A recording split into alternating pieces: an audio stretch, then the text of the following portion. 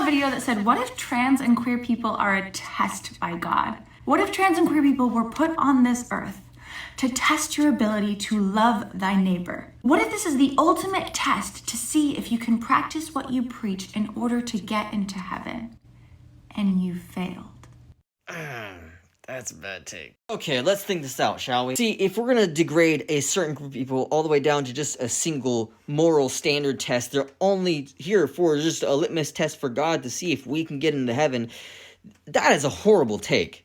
While God does allow for tests and trials for us to refine our own faith in Him, He doesn't do this at the sacrificing of someone else's faith or walk with Him. And if we carry this logic through, then criminals are only here for us to see how well we can forgive others, and the poor people are only here to see how well we take care of the poor. That's the only reason they exist, and for no other reason at all. That is horrible. And this whole theory can be debunked by a single verse in the Bible, Romans 14:12, where it basically says, every person is created by God, accountable to Him individually. We are here to live for His purpose and to be reconciled through Christ. And I don't hate trans people. I don't hate gay people. I am completely fine with them. Okay, I have no problem with them whatsoever. The Bible literally says we are to love one another as we love ourselves, as we love thy neighbor, right? Matthew 22:39.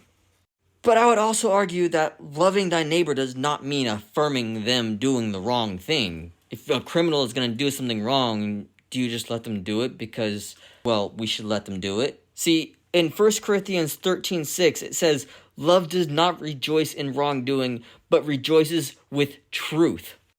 If love required affirmation of all lifestyles, then Jesus failed by calling people to repentance, rather than letting them just live in the current life they lived in.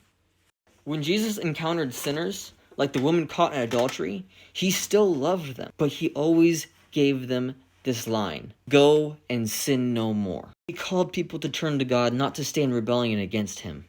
So yes, we should love everyone, and that includes trans and queer people, 100%. But love doesn't mean affirming them to live in their sins. The ultimate test to get into heaven is not denying Christ, even when your life is on the line. Add a little more clarity to some verses down in the description. Sister, true failure here would be compromising the Bible to follow one's own personal beliefs rather than the way it was intended. I hope you find this well, sister. God bless.